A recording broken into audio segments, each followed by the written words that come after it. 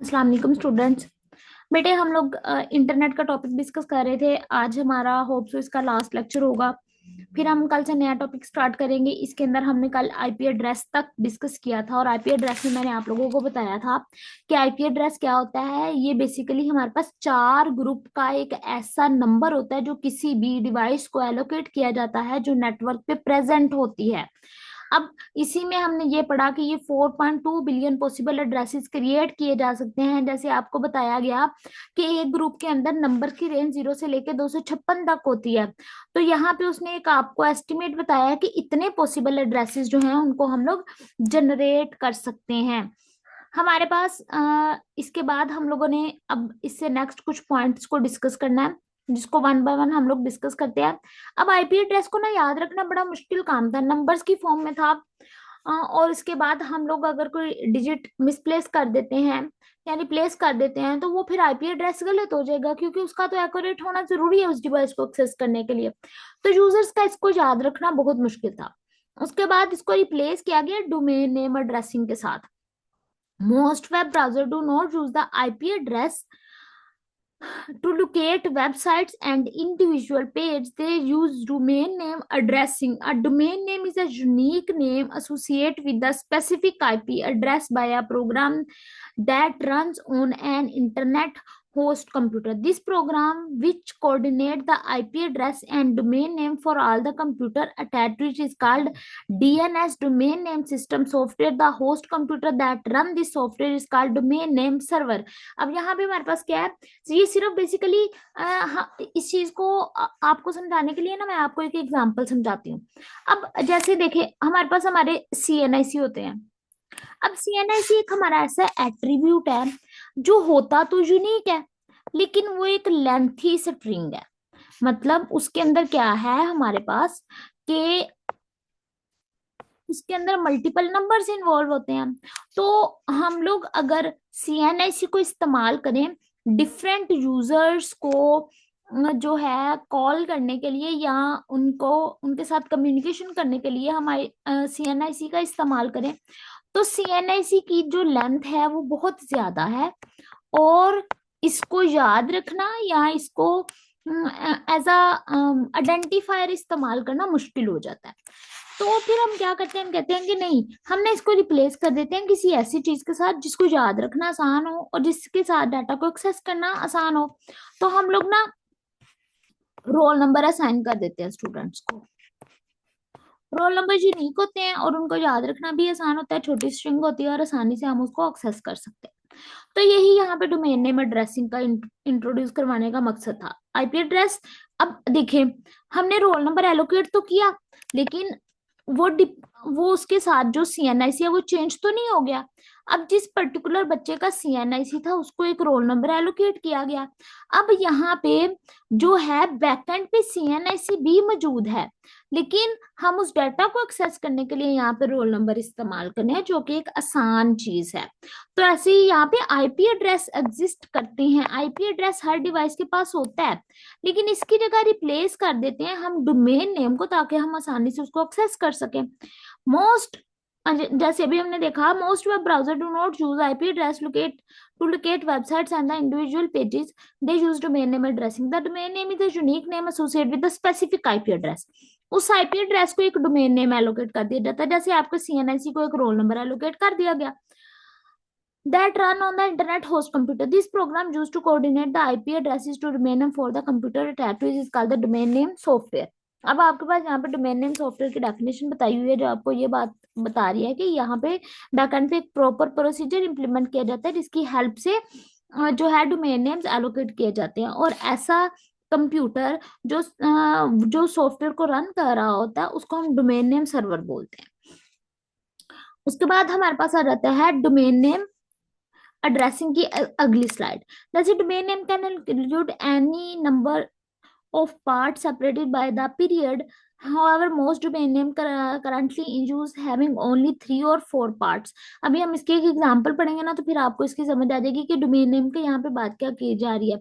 अब उसने यहाँ पे ये कहा कि हम डोमेन नेम को जो है ना मल्टीपल ग्रुप्स में डिवाइड कर सकते हैं, और वो ग्रुप्स रिस्ट्रिक्टेड नहीं है कि जी वो 3 ही होने चाहिए या 4 ही होने चाहिए, वो एनी नंबर ऑफ ग्रुप से डिपेंड कर रहा है कि आप किस एप्लीकेशन को एक्सेस कर रहे हैं।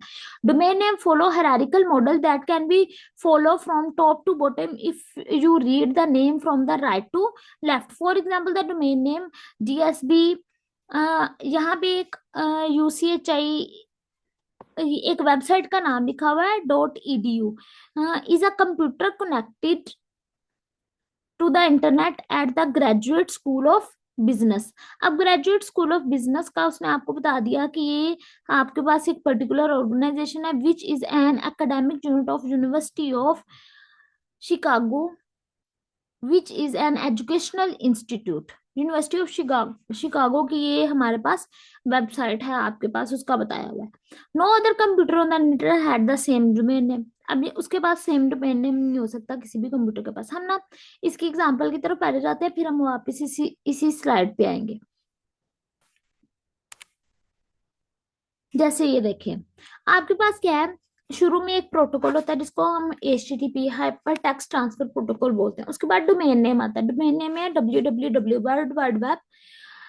उसके बाद है एक पर्टिकुलर ऑर्गेनाइजेशन का नाम लिखा हुआ है, उसके बाद ORG लिखा हुआ है, उसके बाद पाथ नेम लिखा हुआ है और फाइल नेम लिखा हुआ है। इस वेबसाइट पे वो पर्टिकुलर वेब पेज को हम एक्सेस करना चाह रहे हैं तो हमने उसका पाथ।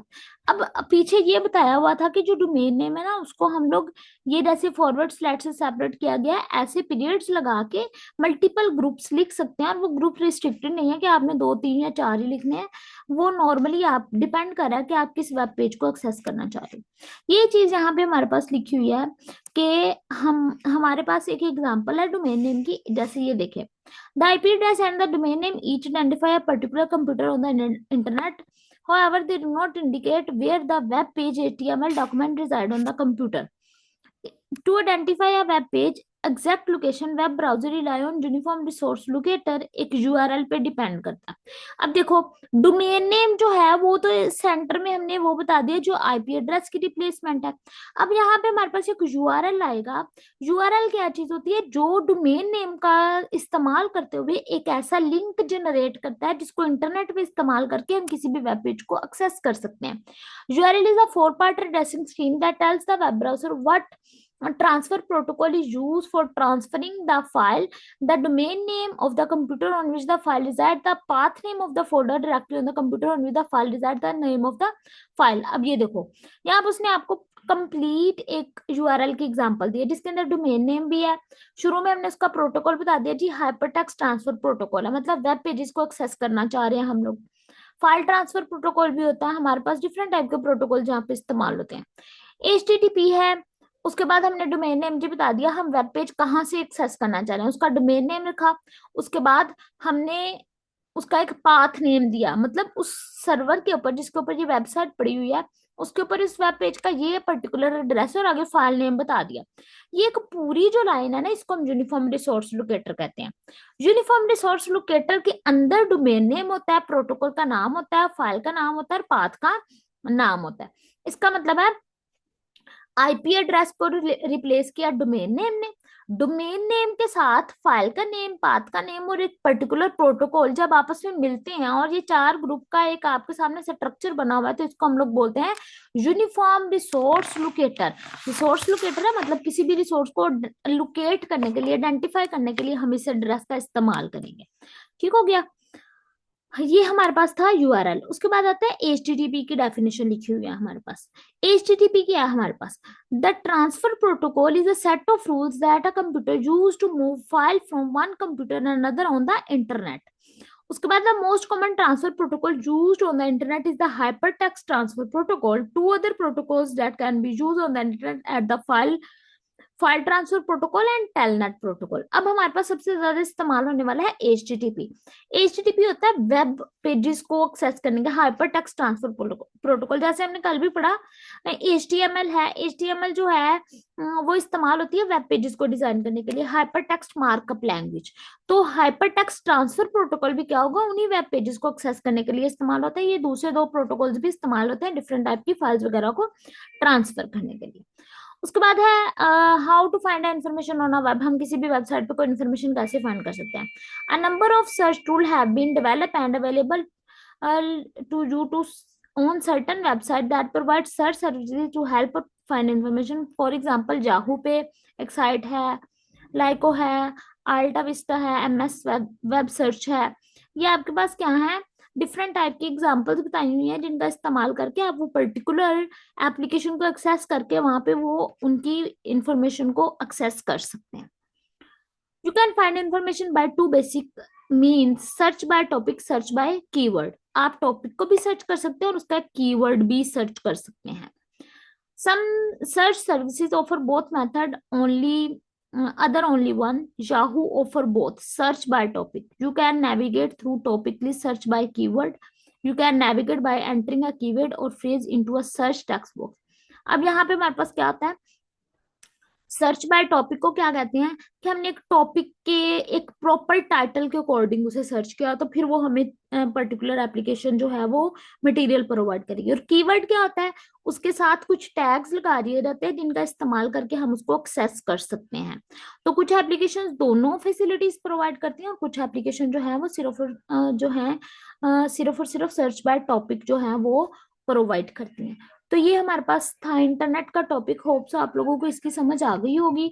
हम लोगों ने इसको स्टार्टिंग से पढ़ा, that was the introduction of internet and web, जिसके अंदर इंटरनेट और वेब का इंट्रोडक्शन ने पढ़ा। उसके बाद सर्वर क्लाइंट पढ़ा, हाइपरटेक्स्ट मार्कअप लैंग्वेज पढ़ा, आईपी एड्रेस क्या होता है, डोमेन नेम एड्रेसिंग क्या होती है, उसके बाद यूआरएल्स क्या होते हैं, एचटीटीपी ट्रांसफर प्रोटोकॉल क्या है, इंफॉर्मेशन को एक्सेस कैसे किया जाता है, और उसके दो मेथड्स हैं, सर्च बाय कीवर्ड और सर्च बाय टॉपिक। यहाँ तक आपका ये इंटरनेट का जो टॉपिक है वो कंप्लीट हो जाता है।